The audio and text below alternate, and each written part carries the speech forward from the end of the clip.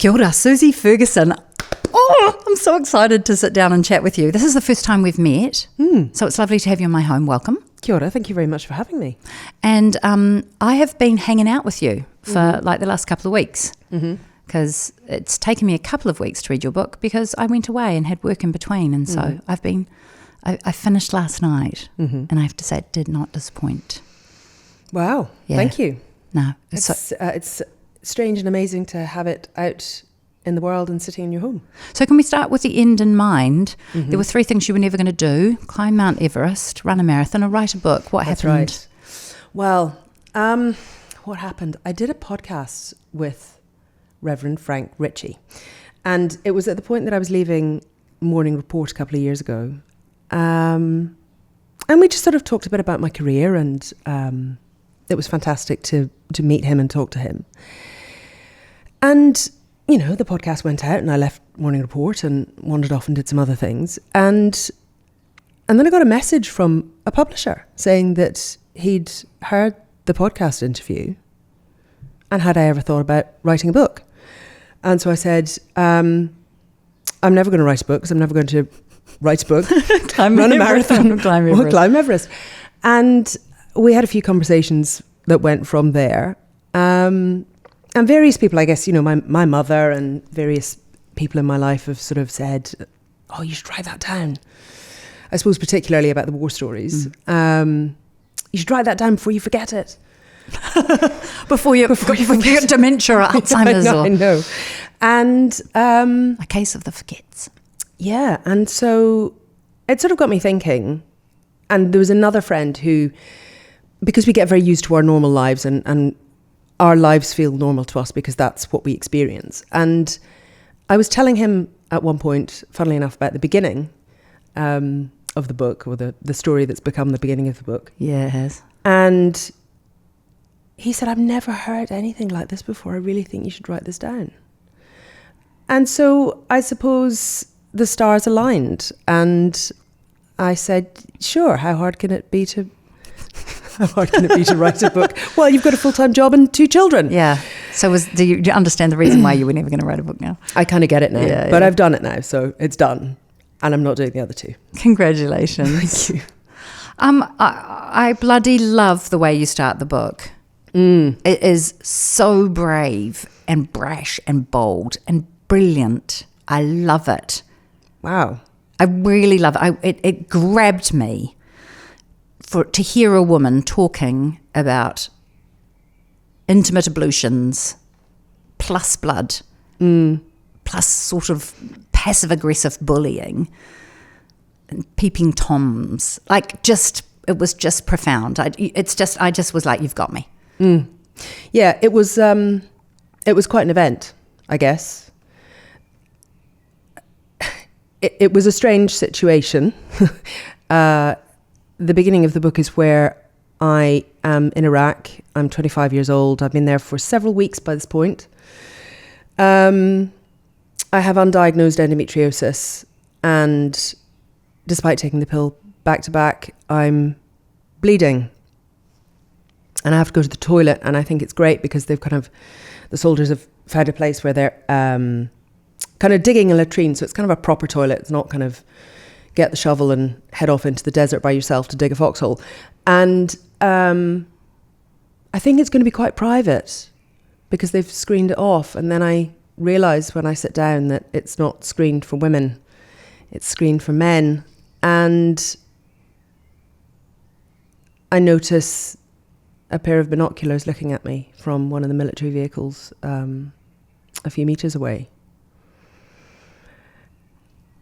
And what do you do? Well, you have to do what you have to do. I have to deal with the fact that I'm bleeding, despite the fact the doctors told me I wouldn't.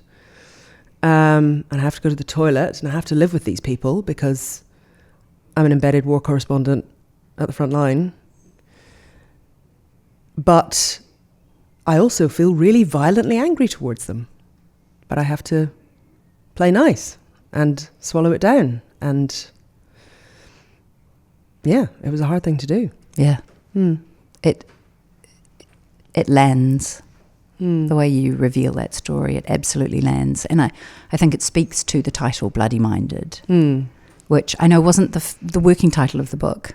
At the end, you thank your children. What was the working title of the book? Mum's Stupid Book. So good! Because I was working 5 days a week at RNZ, and then I would either have to work 6 or possibly the 7th day as well to get the book written in the time frame that I needed to get the book written in. And so in the discussions with my family about whether I'd be working on Saturday or Sunday or possibly both, they were always talking about how I was writing. I'm like, oh, you're always writing your stupid book, Mum's Stupid Book. So that was the working title. I love it. So good. Yeah. Bloody Minded is better, but it's a good working I know, but title. I mean, you've got to have working title, haven't you? Absolutely. It's better than book, which is what it was at first. So good.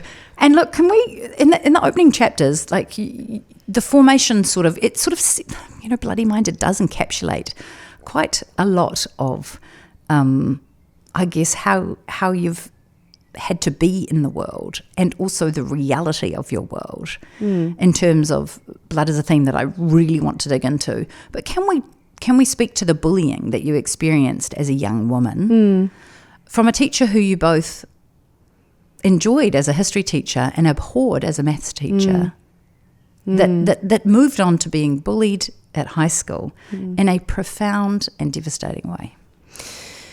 Yeah, my maths teacher was, I think I describe her as my first school bully. I suppose I'd had very good teachers. I largely had some very good teachers and some excellent teachers in my life. But I suppose especially when you're young, you expect, and I think reasonably so, that your teachers will look out for you. Yeah. And maybe not look after you as such, but certainly be kind. But for so many of us, that's not actually the experience we have. My maths teacher, my year 4 teacher, seemed to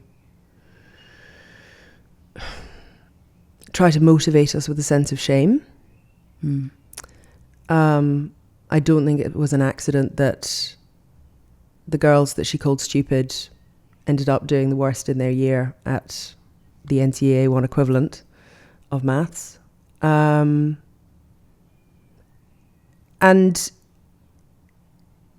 it was the kind of shame that I didn't tell my parents what was going on. They found out through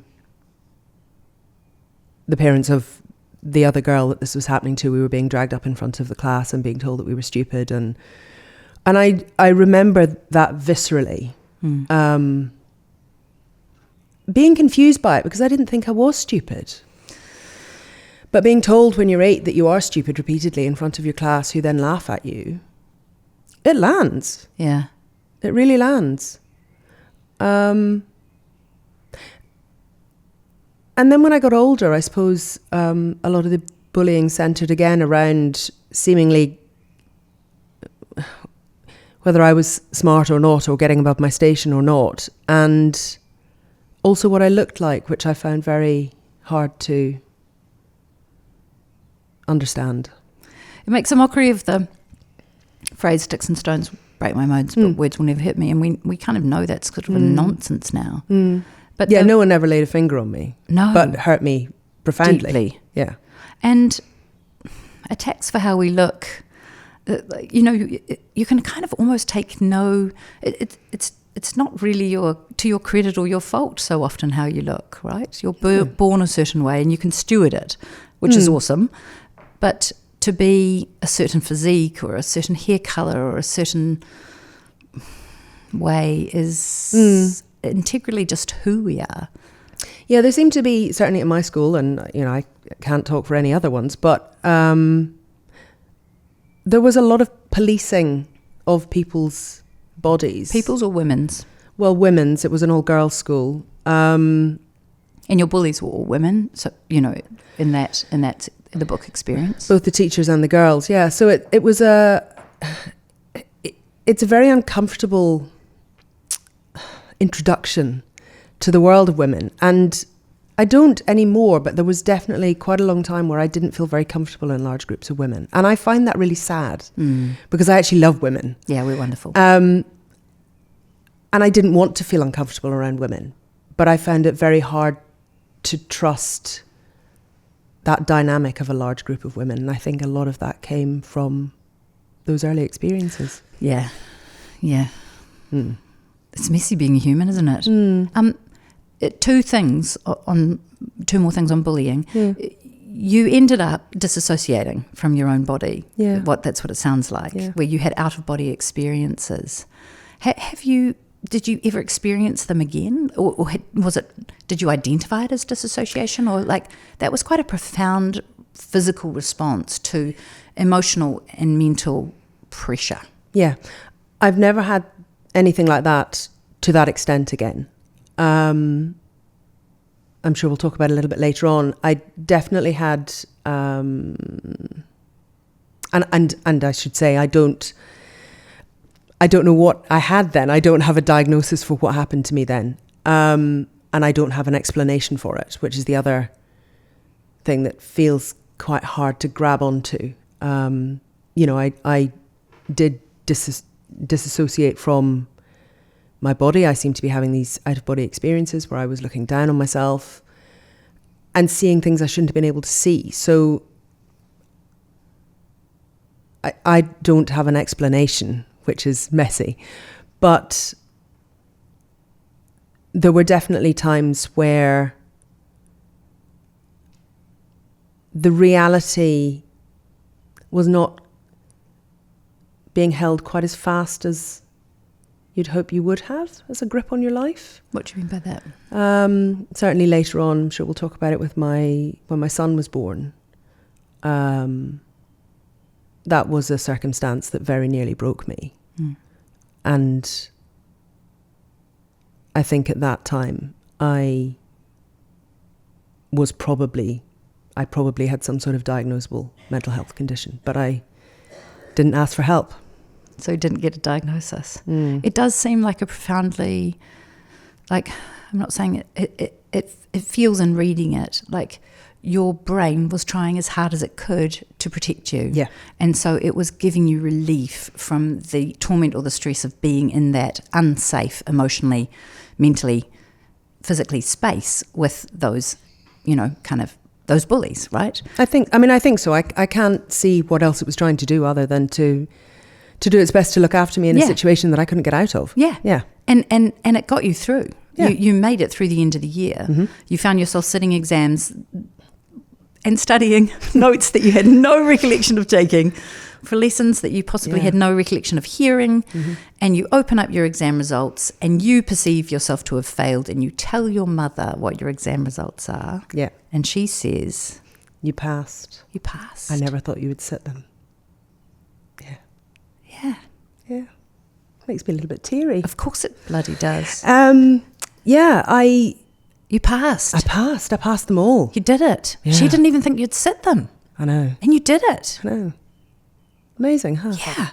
Bloody brilliant. Yeah, I look back on that and, there are moments in your life where something lands and you remember it forever. And you will have those moments, and probably everyone listening will have those moments. And that's one of those moments where I remember the quiet, almost the too quiet of the house before she came back from this appointment and I'd gone to get my results on my own, and trying to, desperately trying to work out how I was going to tell her. But I was going to have to tell her. And you feel like you're falling, and then someone catches you. Yeah. Magnificent. Yeah, the line in the book, it was everything. It was. Yeah. So, and for people who don't know the English system, your A-levels are 2 years long. So it's like year 6th form and 7th form, or year 12 and 13 together, and only 3 subjects. It's a big deal. Yeah. Yeah. Far out. I lived in England for a short period of time. Yeah. Between the ages of 12 and 15. So I did, the first time they ever did GCSEs. I was in the first cohort that went through GCSEs. Wow. Yeah, but I don't think I stayed long enough to get them. Anyway, something like that.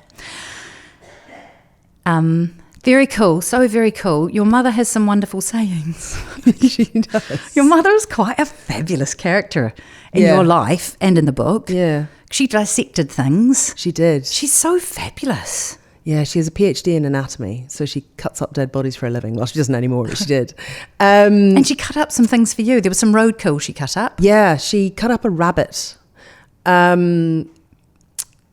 Yeah, I think I was about 8 at the time, and we were driving along in the Highlands of Scotland, where my family had a batch, essentially. And she hit this rabbit. There were loads of rabbits around, and she hit this rabbit and jumped out and slung it in the back of the car, in the boot. And when we got home, she pinned this still warm rabbit after skinning it. She pinned it to a chopping board in the kitchen of the batch, and dissected it. Showed you around. Showed me around all the joints, the different, like the ball and socket joints and the hinge joints, and then went into the abdominal cavity, and the incision down the front, and this little thing's lying on its back, this little paws in the air, and took everything out. Got to see the rib cage. Got to see all the insides. It was fascinating. It probably is fascinating, isn't it? Absolutely fascinating. Oh, so good. Yeah. And one of her sayings is you can get used to everything But hanging. but hanging. Yes. She's got some goodies, She has got some goodies. including ones that probably helped change the course of your career. Like, don't your plan not being too set. What's that one?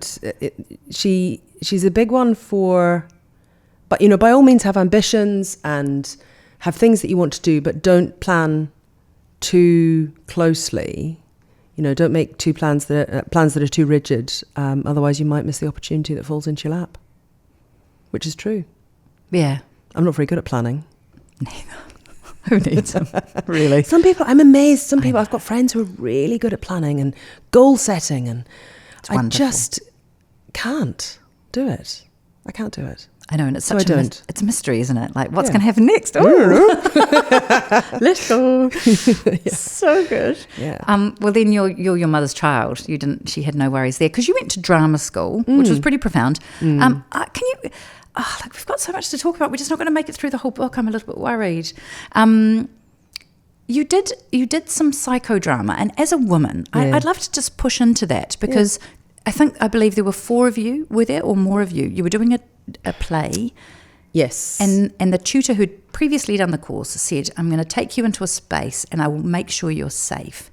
But explain your experience of psychodrama. So this was getting us into into a particular mindset of some characters in a play. The play's called Mary and Lizzie by Frank McGuinness, who's an Irish dramatist. And it was the second show that I did on a year-out course that I did after school and before I went to drama school. And these women that we were playing were quite significant characters. They were called either the women of the trees or the women of the camp. And they were women who lived together in a society in Ireland in the 1800s, I think.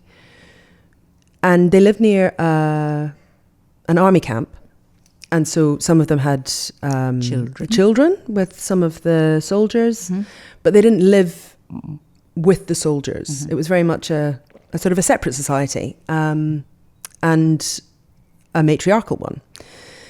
But they were, as you can imagine, somewhat cast out from regular society, and they largely managed themselves and I guess had some pretty profound things that they had to deal with along the way.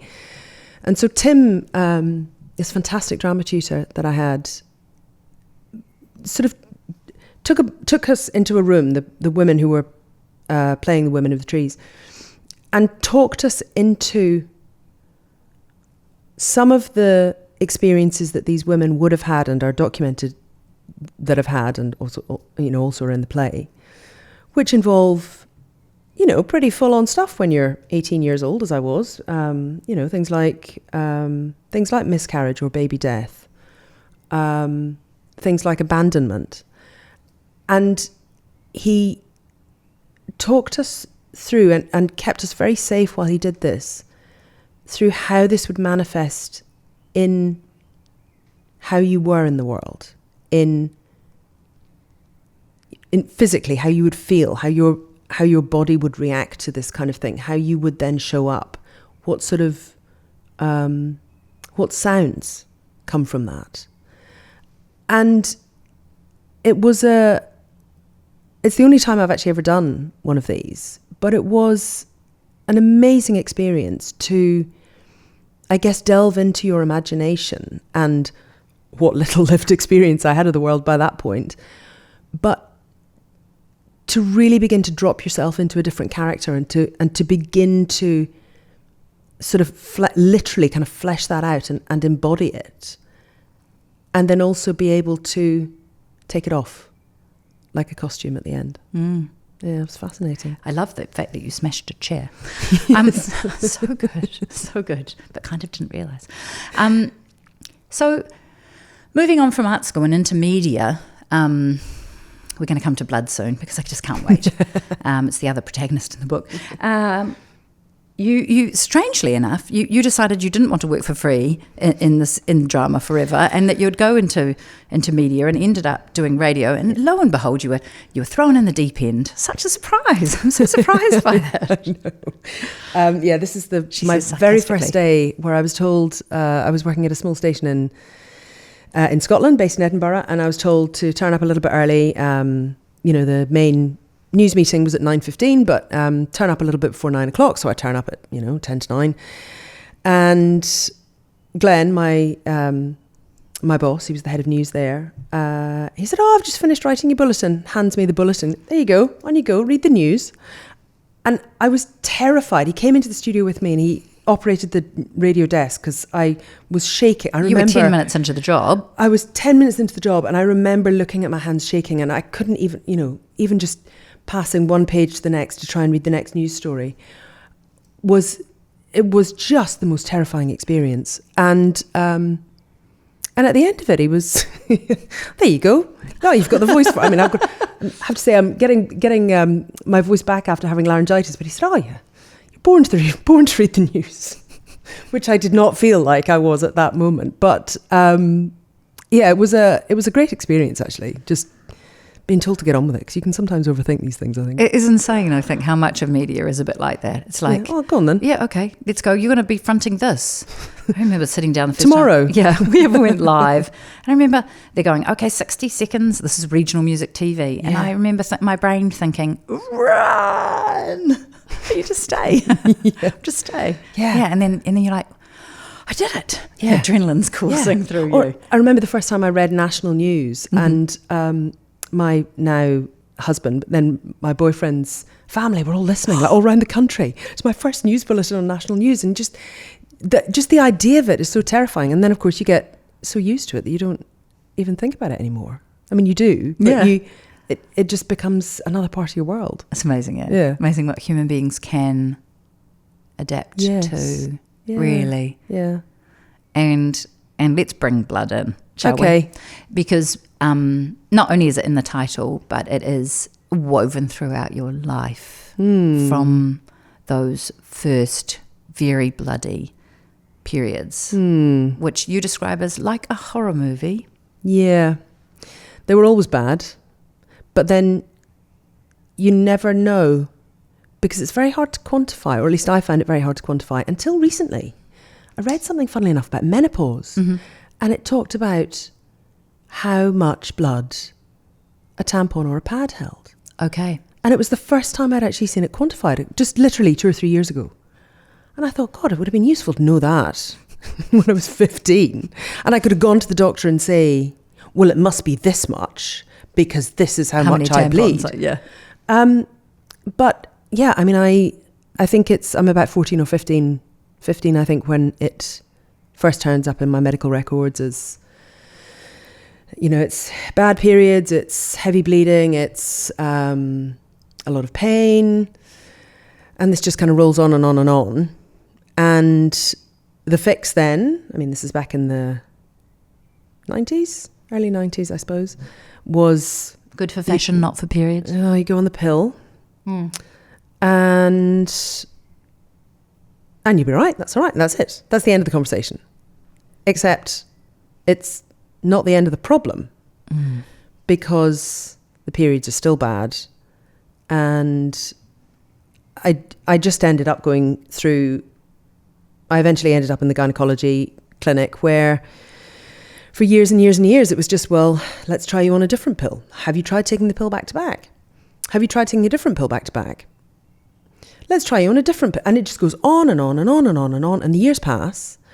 And suddenly you get to be in your mid to late 20s and there's still a horror show and you're still using, I actually don't know if you can get them here, a Super Plus tampon and a pad and still having to change them every hour.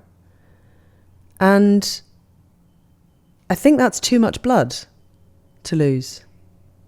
But you were told it was normal. But it's normal, in inverted commas. And you never are in anybody else's body. Like you cannot go, oh, no, hang on a minute. And we don't talk about it, do we? We don't say, how many tampons did you go through today? But when you go to your doctor and you say, I'm using a Super Plus tampon and I've got to have a pad as a backup and I'm changing it between all my lessons at school. So I'm changing my tampon like 10 times a day. I don't know, maybe they just thought I was being dramatic. Yeah. Or hysterical. Or I would just get used to it. Or it would settle down.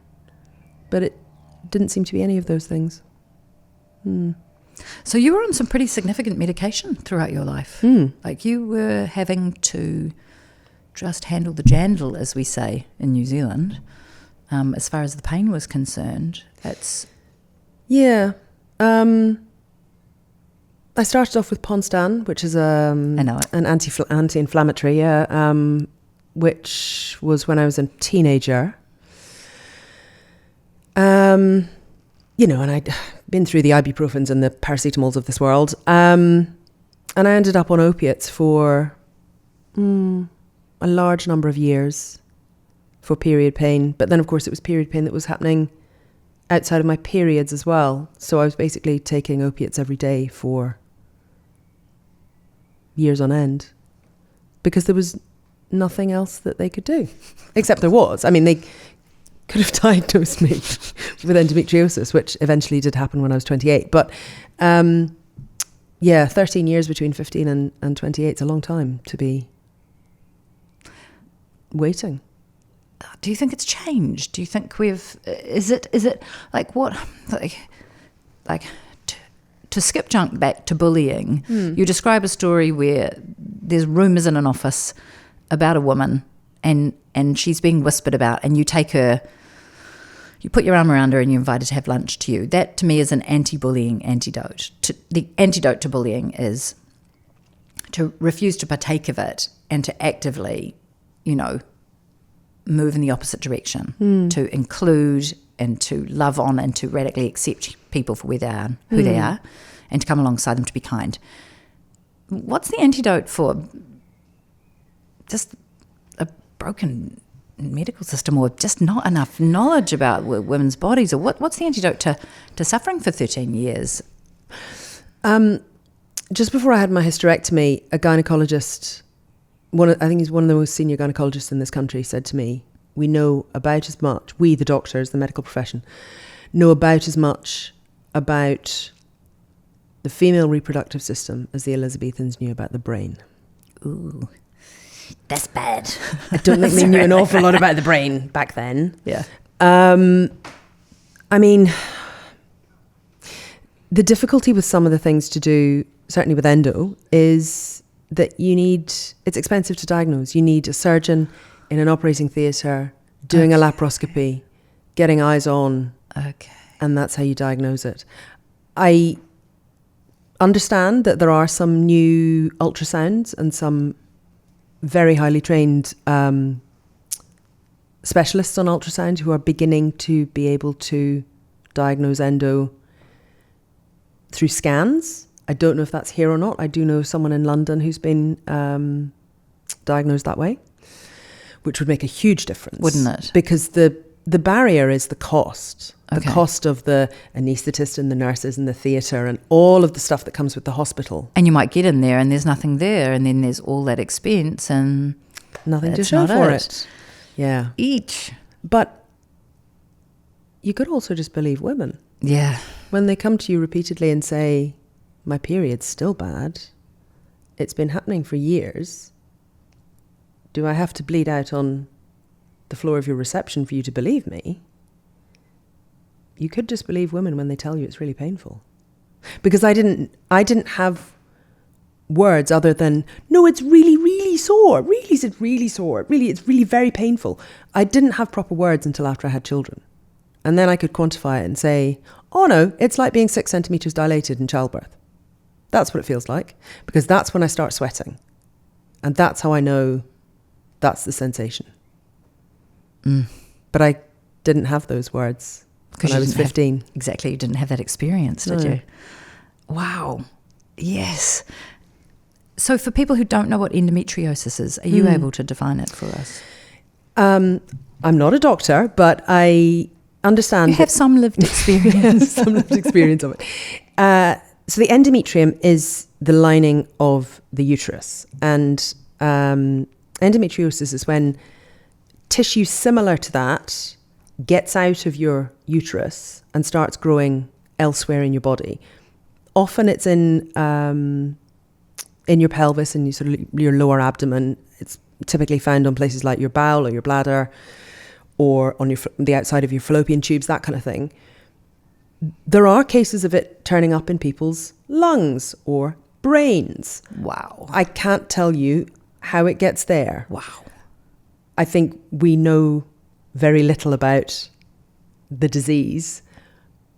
It's also one of those curious things that a very small amount can cause a huge amount of pain. Or, conversely, you can have heaps of endometriosis and no symptoms at all. Wow. Oh, it's tricksy. Bit of a mind fuck. Yeah, if I can say that. You can say it. It's a podcast. You can say what you like. As a medical condition, that kind of presentation is sort of impossible. Yes. I actually do feel for doctors trying to diagnose this kind of stuff, because if you can't diagnose it on a scan or a blood test or anything other than invasive surgery that involves everyone being gowned up and everything being sterile, and you're very limited in what you can do if you're not cutting it out. Wow. In terms of treatment. Okay, so let's talk about your cyst, which you talk about in the book. So you don't have to go into all the detail, because we do want people to buy the book. But it's Bloody Minded by Susie Ferguson. But another brilliantly bloody anecdote, story, experience in your book is having a cyst the size of a grapefruit in your belly. Could they not have found out that you had endometriosis when they got that out? Like, well, come on, what's happening? This is the thing, because that operation was Is that part of the endo? That cyst? Well, possibly. Okay. I don't know why they didn't find the endo. Maybe they weren't looking for it. Maybe they weren't looking for it. Maybe it wasn't very obvious. Maybe the bit that they were taking it out of, there wasn't any, and it was all around the other side that they didn't look at. Ovarian cysts are, I think, more common in women who do have endometriosis. Okay. So is miscarriage. Okay. Would have been nice to know that. Yeah. Ahead of time. Yeah, I was at drama school. I was 20 when I felt a bit strange and got bleeding in the middle of my cycle, which didn't normally happen. So I took myself off to the doctor, and she said, "Oh, you have you're not pregnant, but you have a mass the size of approximately the size of a grapefruit in your abdomen." And that ended up being a very long day in hospital. And at the end, they thought it was likely that it was a cyst, but it was possible it was cancer. So let's do the cancer marker test. And in the meantime, off you go and do your second year show. And wait for the test results to come back. And it wasn't cancer, which is good, because I probably wouldn't be here if it was. And it was taken out of me, and it ended up being, it was the size of a junior rugby ball. Whoa. A junior rugby ball. And it's probably an egg follicle they reckoned that had started growing, but it just never burst. Oh, wow. So it just kept growing and growing and growing. I know. Incredible. So strange. Okay, I'm going to read you something. Bodies are so weird. Bodies are so incredible, aren't they? Incredibly. Because from that surgery you got a scar, which you talk about it comes up. It's kind of, I guess it's a palpable part of who you are in your presentation to the world and to yourself, your sense of self, I think. And I just wanted to, I guess, recognise the prose and poetry with which you write. So I'm just going to read a little bit out. And this was after the surgery, and they decided to just cut you from the top down to the from your belly button. Yeah, it's just to the side of my belly button all the way down, which I didn't realize. I don't know if I didn't realise. I don't know if they told me and I just didn't quite compute. Yeah. I don't know. I was 20 and I was a student and I was being told that I had to have this operation, so I had the operation. Yeah. It seems I am forever marked, thick, shiny, purple shot through with pink, snagged and puckered. The scar snakes across me. The skin is stretched thin, but below the surface it's tougher than the softness that was slit. And the feeling never quite returned there. The sensation dropped out and pixelated across the gash. It's been a part of me longer than I was without it. The first line of my life that surgery drew on my body. They really write so beautifully. Thank you. Yeah, it really evokes a sense that our bodies tell this incredible story, right? That they tell more than the superficial story of our lives. Yeah. It's not quite the map, but I mean it's it's a big old scar. It's a slightly smaller big old scar than it used to be, but I have a skin condition called keloid, so the scar overgrows, or quite often my scars overgrow and become these kind of big, angry, purple, raised-looking things. And it was unexpected, to say the least. And for a long time, I was kind of resentful of it, and I was like, "Oh, I'm never going to wear a bikini again, am I? Great big thing sticking out the top of top of your undies, whatever." And for a while, you could see it if I wore anything tight because it was so big. And it's been joined by an awful lot more since then. I think it's one of those things I think I've probably, as with so many things as you get older, you sort of find your peace with, because it does tell a bit of your story. And it is one of those curious things that makes me who I am, in the same way as the other scars and the stretch marks and the various other bits and pieces, and having had the babies and whatever else. It all becomes part of you, and you, I think, learn to become much more comfortable, literally, in your own skin. They are, I agree. They are stories of a life lived, rather than the absence of a life lived. Yeah, like and life is quite scarring. Yeah, and not all the scars are bad, right? Because they're a sign that you've survived something. Exactly. That you've healed. The scars are a sign that you've healed. So, yes, and being deeply grateful, actually, that you have survived. Mm-hmm. That and certainly some of the conflicts that I've covered. I was just starting as a journalist when the war in Sierra Leone happened, and I don't know if people will remember that, but it was horrific, absolutely horrific, in terms of a lot of people ended up being amputated, having amputations, arms or legs amputated as part of that civil war. It was, to say it was brutal is whitewashing it, really. But seeing some of those things and I've seen some of the aftermath, I suppose, of Sierra Leone. I think it was happening sort of in 99, 2000, so it was just as I was a journalism student. But reporting on some of that sort of thing and the level of disaster that some people deal with in their lives, including in New Zealand, I think teaches you that you have to be, and you should be, and you can be enormously grateful for the circumstances that you're in. Mm.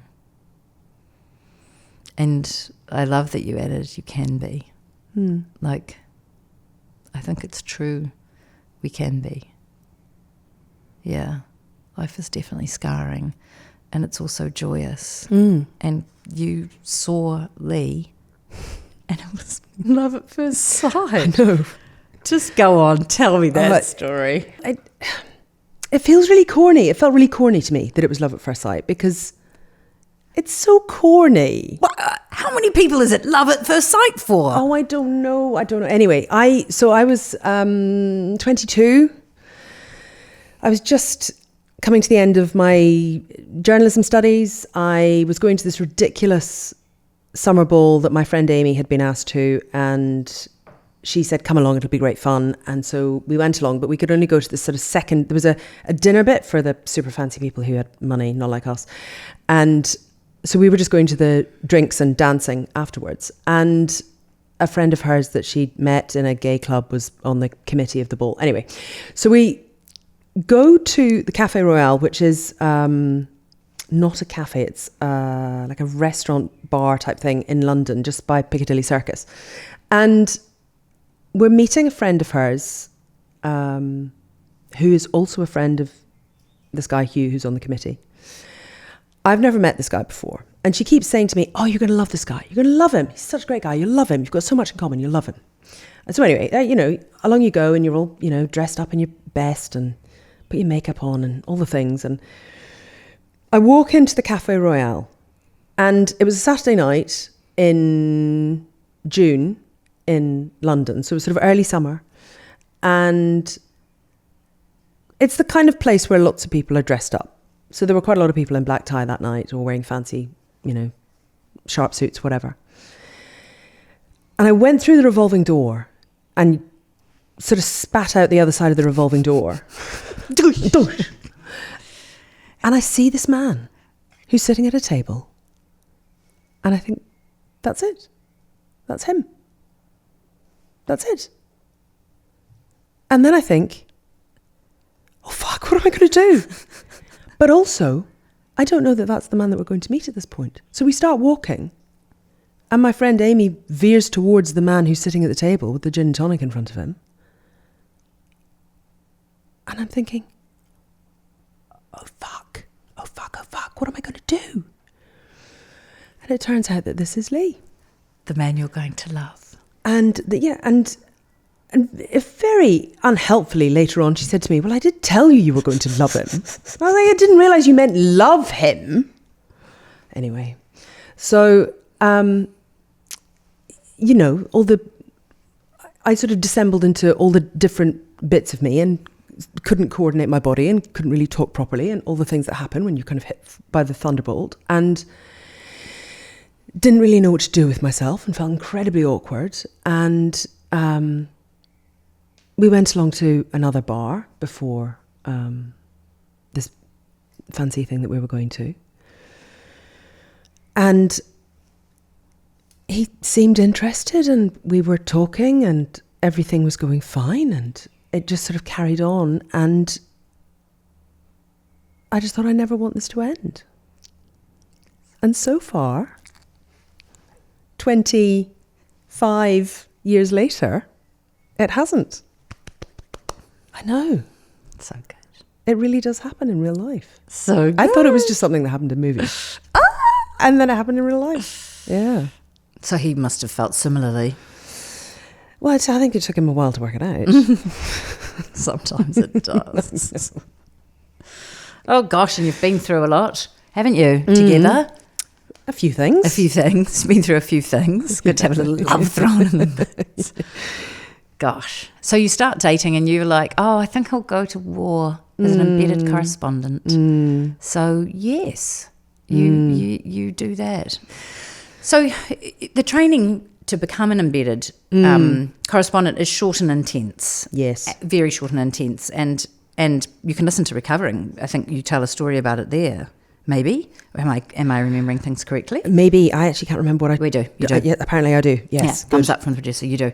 And so the short, kind of violent, intense training, and then you're in Iraq, and you don't know when you're coming home. And when Lee writes you, your boyfriend, a letter, you have to read it and then burn it. Yeah. In case you're captured. Yeah. Because they don't want your capturers to have anything to use against you. Yeah. So... I did keep a few of the letters. Good on you. I mean, you're not meant to, but yeah, some of them got kept. Why not? But it's a gamble, eh? Mm-hmm. Life is a bit of a gamble. It's a gamble going to war. It's probably not the biggest gamble you took, keeping the letters. But you said that it changed you. Because you were with a British company? Yeah, I was... So I was an embedded war correspondent. I think it was the first time that the British Ministry of Defence had sort of run this programme, certainly at the scale that they did. There had been people reporters who'd sort of embedded with the British Army, certainly in the Falklands and stuff earlier. But this was the first time that it was a sort of a scheme. And so you got a ticket to go, but you didn't know who you'd end up with. So just bye-bye fly. Goodbye. Rude. So I ended up with the infantry. Having ticked Marines or something. Well, who knows? I think I'd initially been told it was the Marines. Then at some point it was going to be the paratroopers. It kept changing, which kind of gave you the sense that maybe nobody wanted the journalists with them. Maybe. You reckon? And even actually when I arrived in Kuwait, I was told I was going to be with the Black Watch, and then that changed again. So I ended up with a regiment called the 1st Battalion Royal Regiment of Fusiliers, or 1st Fusiliers. They're sort of more known as in shorthand. And yes, you end up living out the back of a tank with 3 blokes you haven't met before. And you get on with it, because what else are you going to do? And you're in the desert, and all of these sort of mini tanks, they're called Warriors, that the British Army has a bunch of.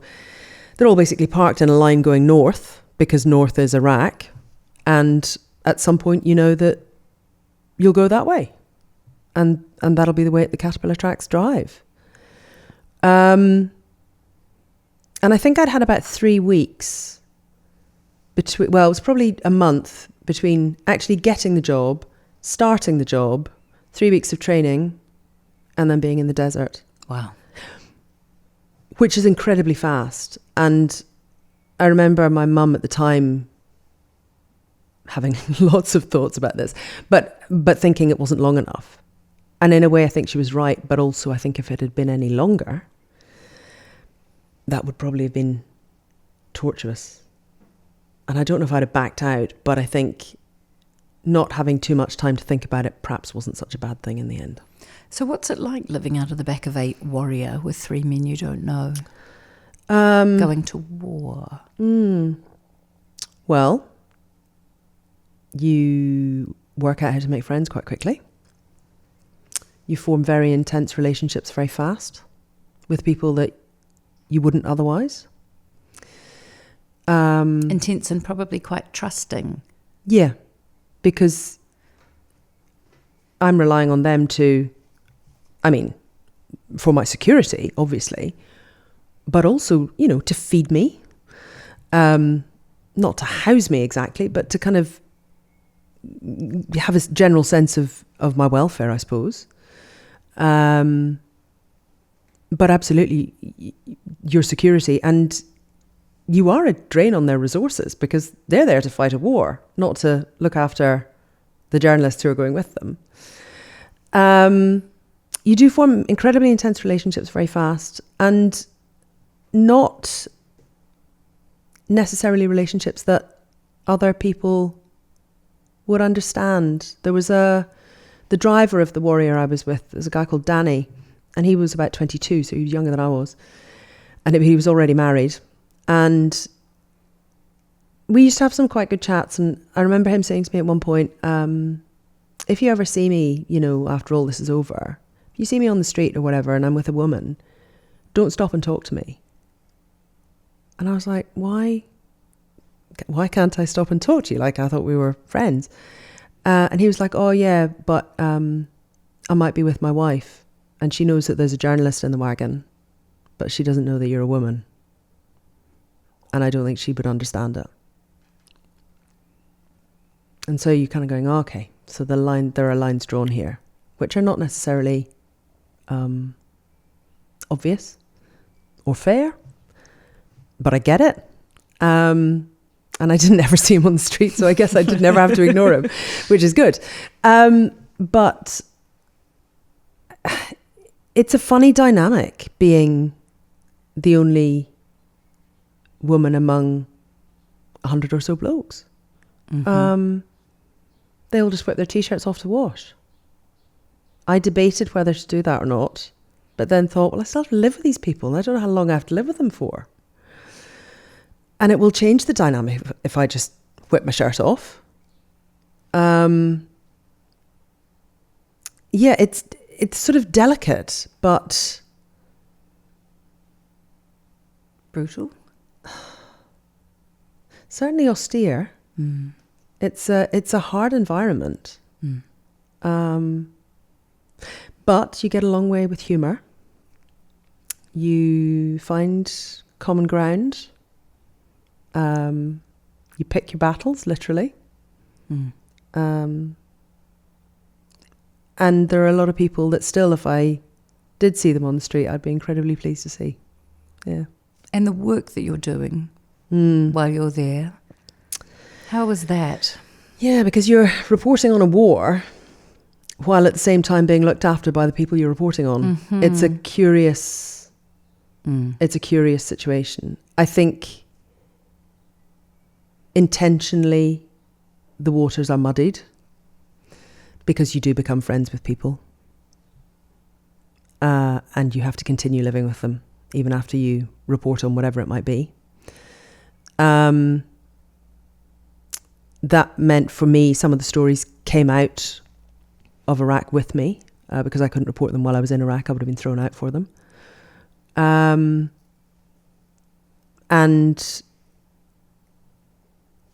I guess it works both ways. You become friends with people, you gain their trust, so they will talk to you off the record about the thing that really matters. And for you, some of those stories that came out with you were advocating for what soldiers needed on the front line. Yeah. Not for bad behaviour on the front line, but for life-saving equipment that they needed, that they didn't have access to in appropriate ways. Yeah, there was a particular time when a thing called a NIAD, which is a nerve agent detector, which, you know, were in various of these warriors that were in the sort of the battle group, as it's called, that I was with. And you have to bear in mind, it's sort of suspending reality for a moment, that this is when the UK and US governments were still saying that Saddam Hussein had chemical and biological weapons of mass destruction. So just bear that in mind. I know that he didn't, but at the time in the battlefield, that was what you had to work with. And one of the officers in charge of the group I was with was told that there was specific intelligence that was targeting us, targeting the group of several vehicles with a chemical weapons strike. And so he said, okay, we turn on the NIAD, the special nerve agent detector, which is a battery operated and has these filter papers, which is how it detects whether there is the nerve agent in the air. And so he was given the order to turn this device on.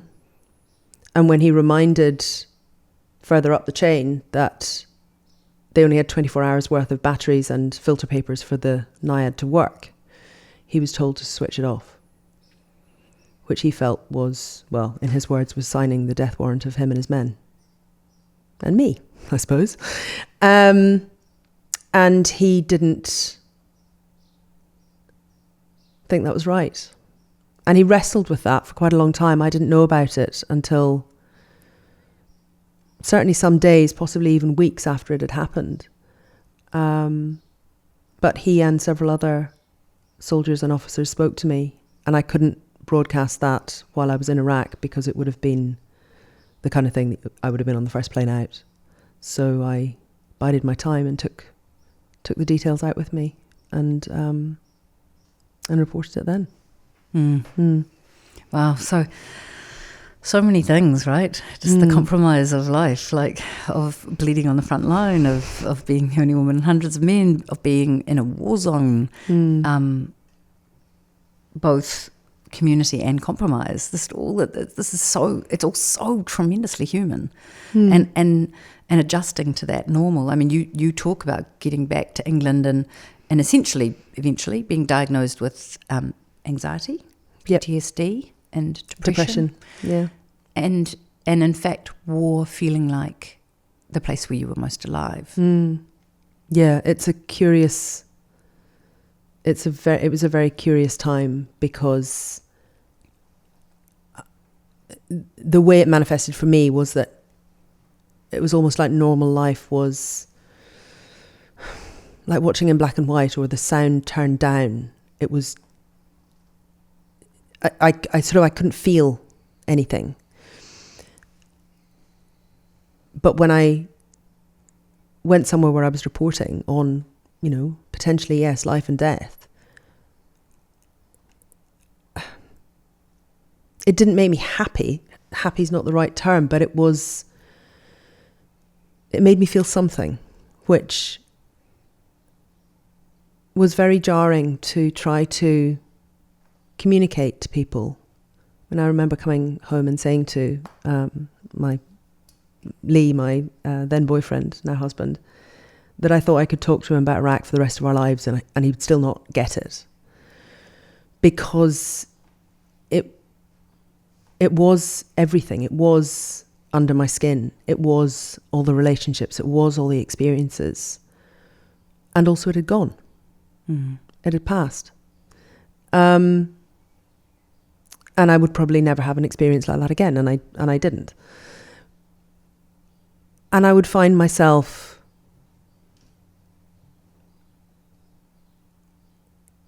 unconsolable, like sobbing because I was 10 minutes late, having been stuck in traffic in London. But I could go to Iraq. I could literally be in Iraq, have the rockets landing all around us when you're trying to sleep, which did happen one time I was there. Wow. And that was not good, but I felt all right. Like I felt I could deal with it. I could cope with it. I could handle it. It was within my skill set. And I would come home and I couldn't deal with normal life. How do you, looking back, how do you process that, or how do you reconcile yourself with that? I guess it's maybe a bit of a theme that stress does extraordinary things to the human body and the human mind. And you don't have to go to a war zone for that. You can do that at home. Okay. But on a serious note, I guess my bandwidth changed. My horizon changed. I saw and experienced so much more than I had before. Things that I couldn't have dreamt of, wouldn't have planned, wouldn't have or couldn't have hoped for. And I was living it. And in some ways it was a pinnacle, and that was part of the problem, that I felt I would never do another story that was bigger. But at the same time, it was the most extraordinary experience. And it was a hell of a come down. What did you get out of writing this book, out of taking stock and looking back? I definitely have a bit of a different slant on some of the things that have happened. Some things make more sense now that I've thought about them in retrospect, or the way that things have played out make more sense in retrospect. I mean, I was sort of interested in writing it partly because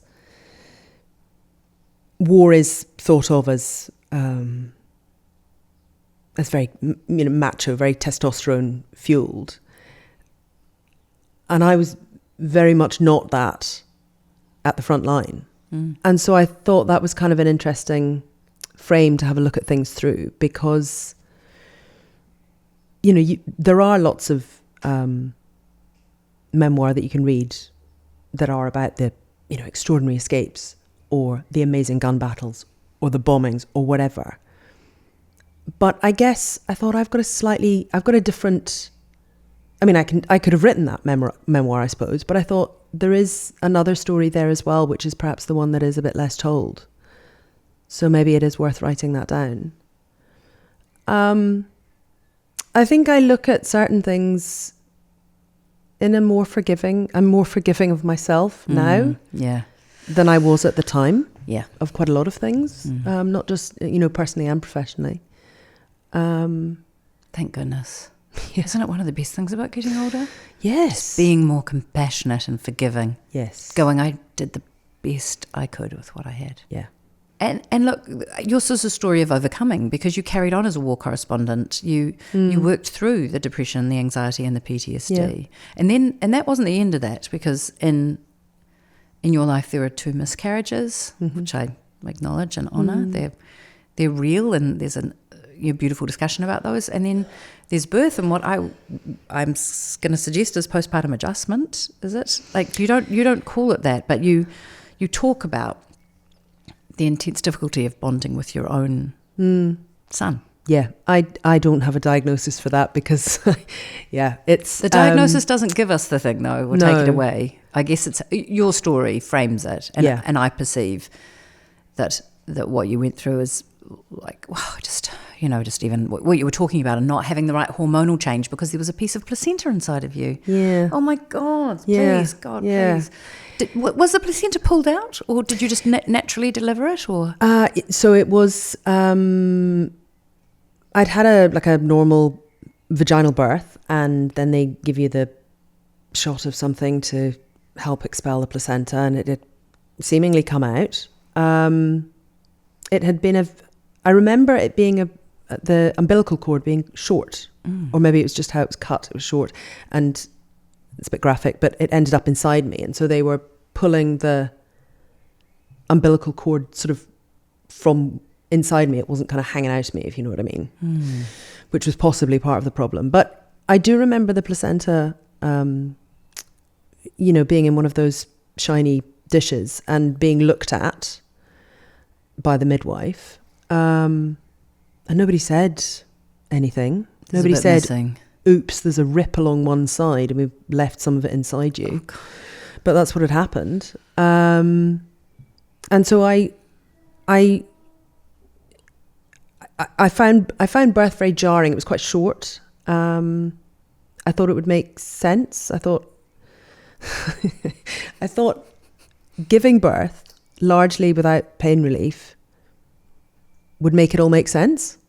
But it didn't make sense. I remember lying in the, looking out towards Hampstead Heath and it being a glorious spring day and not looking at my baby son who was lying in the little cot sleeping next to me, and just being alone and having not the first idea what to do. We're so disconnected though from so disconnected from all those things. We're just disconnected from death, we're disconnected from birth, we're disconnected from mothering. Like people would say to me when I was pregnant, would you like to hold the baby? And I'm like, oh no, I've got no interest. When are you going to be interested? I thought, when it's mine, I'll be interested, probably. Yeah. But it's quite a brave story to tell, do you think? Why did you want to tell the story of the difficulty bonding with your own son? Because I think it is more common than we like to let on, largely. some people have babies, they fall in love with them immediately, they get the huge rush of love. I had a very wonderful colleague in the UK who I remember sidling up to me as I was leaving to go on maternity leave. And she'd had 3 children and saying to me, "Don't worry if you don't love them straight away. I didn't love any of mine." I love them now. Hers were teenagers at this point. And that's a good time to love them. I know. Because they're expensive. And if she hadn't said that to me, I think that would have been even harder, actually, because at least it was the one thing I could kind of cling on to, was that someone else had said this to me, because nobody talks about that. Nobody talks about how you actually, or I was, in the most enormous culture shock. I'd gone from being a war correspondent, being capable, hitting my deadlines, doing all the things, all the stuff. Independent. To not being able to leave the house because I couldn't get my shit together with the baby, because the baby was feeding for 18 hours a day and losing weight, and I didn't know what the fuck to do. Yeah. And it was in the UK, this was, and about 15 years ago, I didn't see the same midwife twice, the whole way across my pregnancy and postnatal time. So you had no continuity of care. No relationship. Nobody knew your story. Every time you were starting to tell someone about anything, you had to tell them the whole story right from the beginning, which took forever. And my baby kept losing weight, and I didn't want anything bad to happen to him, and I was doing my best, but something wasn't right, and I couldn't work out what wasn't right. And what wasn't right was that I hadn't had a proper hormone changeover from being pregnant to breastfeeding. So basically my hormones hadn't kicked in properly, which meant I wasn't producing enough milk.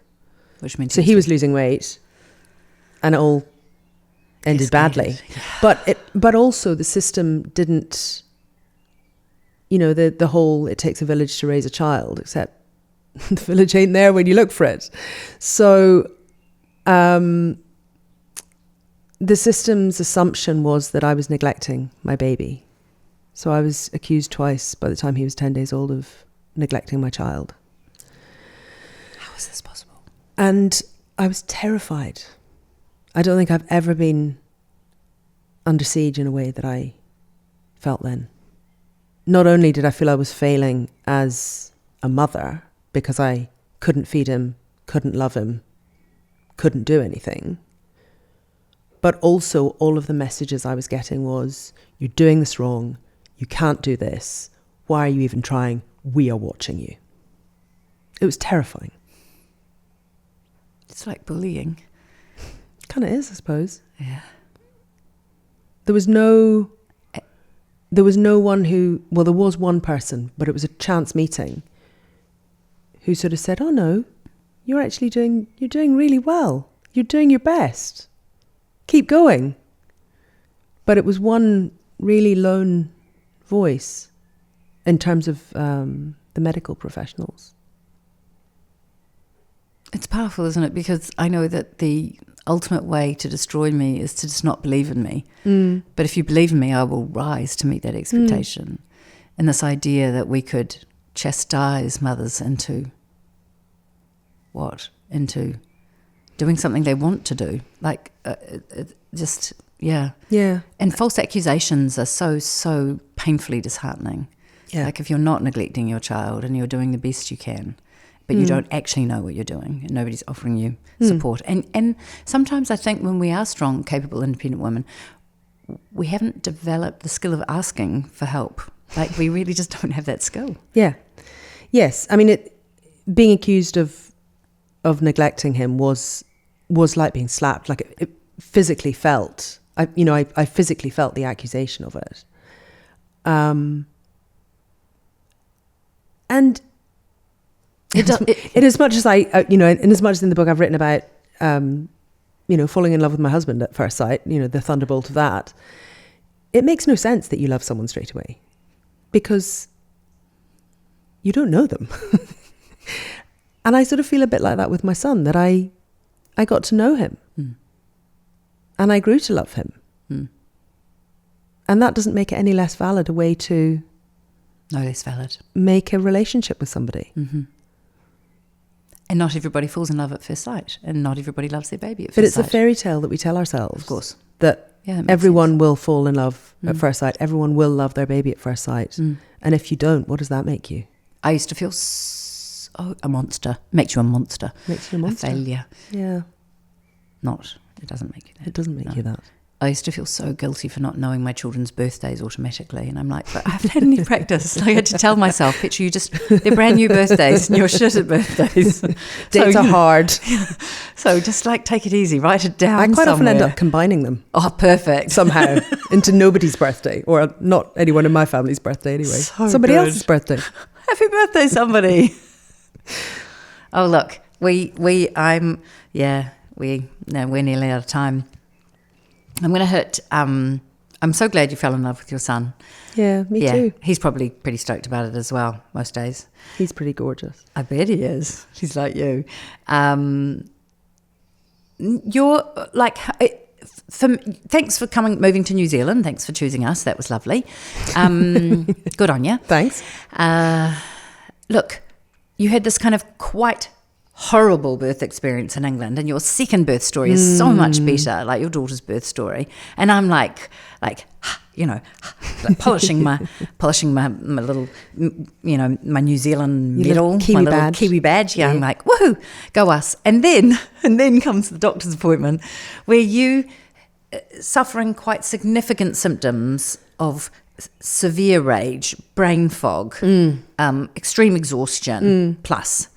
A friend says to you, could be something hormonal going on. Well, you're what, 41, 42? I was 42, I think, at the time young. I went to the doctor. Yeah. And you go to the doctor and you say, could I please have a hormone test? Yeah. And he says, no, it won't be anything hormonal. You're too young. And you say, I'm not leaving this office until you order those tests. And he says something that I didn't catch first time round. And then the second time he said, this appointment could have been for someone who's actually ill and actually needed it. And I just want to scream. Yeah. Murder is wrong and bad, but just a little one though, just a small, painless, slightly painful. Like what? Tell me about it. I got Patricia. Yeah. Like if as a woman in a few years ago in New Zealand, a well-educated woman who is thoughtful and considerate of other people and has a community that she inputs into, goes to the doctor and requests a test. And not even expensive tests. Just like, can you test what my estrogen's up to? Because of this and this valid reason. Because I've had a early hysterectomy, which the doctors tell me means I might have an early menopause, because I had an ovarian cyst when I was 20, which statistically puts me at a higher chance of an early menopause. Can you just check my hormones? Because everything's falling apart. I'm about to lose my shit. And blow up my own life. And blow up my life. And I think can we just check this and rule it out? Yeah. Sounds good to me. Not like theatre. It's not like it's not a big deal, is it? It's a blood test. It's a blood test. It's a vial of blood. Doctor says no. Oh my goodness. I'm so glad you're bloody minded. That made me really angry though at the time. I mean, I was good at anger at the time. good at rage in perimenopause. Because it turns Shocker. out. Yeah. It is amazing though how you find that sixth gear or possibly seventh gear of feminist rage. Almost instantaneously. I mean, if there was a way of actually harnessing it, I never found a way of really harnessing it. And channeling it into something good. But there's so much there. There's so much energy and focus and vitality that I actually kind of love it and a little bit miss it, but also don't miss it because it is exhausting. But I just thought about that doctor. I mean, what rock are you living under that you don't realise that this could possibly be a thing? I mean, it might also not be a thing, but what's wrong with doing a bit of science and finding out? But he was younger than me. So he could be a doctor for a long time yet. And I hope he got the results of the hormone test. well, I actually left the practice and joined somewhere else. Of course you did. So I don't know if he did. Oh, well. But he's got his write-up of it in my medical notes is quite different to mine. I love that you've got Funnily enough, I went back and had a look. Yeah, I actually found it really worrying that so little seemed to have changed in so long. That women still were going to a doctor with valid concerns and not being listened to. Or trusted to I know kind of themselves. felt like, yeah. how has nothing changed in 35 years? Yeah. Well, I do feel like men ought to be warned about perimenopause, that Yeah, age. I think we should all be warned, actually. Yeah, we should I don't all think be anyone warned. is It's a warned. good idea. It's a great idea. It's warn everyone. Yeah, my husband said to me, he was just like, my God, you really were a bitch. And I was like, I know, but I knew, like intellectually I knew that this was crazy or felt like unhinged. But I also couldn't stop it. Yeah, it's like a big secret that we're not told, eh? Yeah. You get to know about puberty and you get a kind of glossed over version of some of the other stuff that goes on, or childbirth or something. And then you get this big surprise. I'm so glad we're talking about it now. Yeah. I'm so glad women aren't Yeah. on their own. Like, I'm so glad you've written about it in your book. And I don't want women to be afraid, right? I don't want us to feel this sense of doom and dread. And I like being in menopause most of the time. Like, I love the things that it gives me, even though I have less energy. I love the fact that I have an invitation to deploy my energy wisely where I want to. I don't have to try and do everything, because it is not humanly possible for me to pretend I can do everything anymore. How's menopause for you? It's actually much more peaceful, I think, than an awful lot of the rest of my hormonal life has been. Yes. Yeah. It's the noise is turned down. In a good way. In a good way. Yeah, not in a Numbing, come back from war black way. and white. No, but just it's just taken off the table. Yeah. I can't really explain it very well, other than I don't think about it anymore. It's more peaceful. It's more peaceful. For everybody, including my husband. So good. It's I think it is possibly the best age of life. I'm with you. I'm with you. High five, high five. I don't want to hit the Sorry, mic. there was a at the same left-hander. time. That was very awkward. Yeah. It's not John Key awkward, but it was a little bit awkward. It's the best time of life. Yeah. We need to invite women on over, and Yeah. say, look, don't be afraid. No. There's good things on the other side, and sometimes it is a roller coaster to get there. But honestly, your menopause story is quite fabulous, and I love the fact that you're still with the male GP. That's a good thing, even though I'm really happy with my female GP. And I am going to ask you the final question I ask everybody. One is, if you see me in the street, please say hi. Okay, I will say hi. And if you're with Lee, introduce me. I will. I'd love to meet him. What would your 80-year-old self, so Susie's 80, what does she say to you? Oh my goodness. I don't know. This is such a hard question, because I've always struggled with this, I guess, but it is something I've thought about a little bit, I guess, with writing the book and looking back on my life. I think she would say, you took life by the scruff of the neck and gave it a good old shake. And maybe you left the world a better place than the one you came into. I'd hope. Yeah. Your older self is quite wise. Or maybe she just likes to think great thoughts. I don't know. Well, then she's related to you. So good. So kind. No, it's true. We didn't even get onto your Unthinkable series. The Unthinkables, I want to say that's your yes. series on The Unthinkable.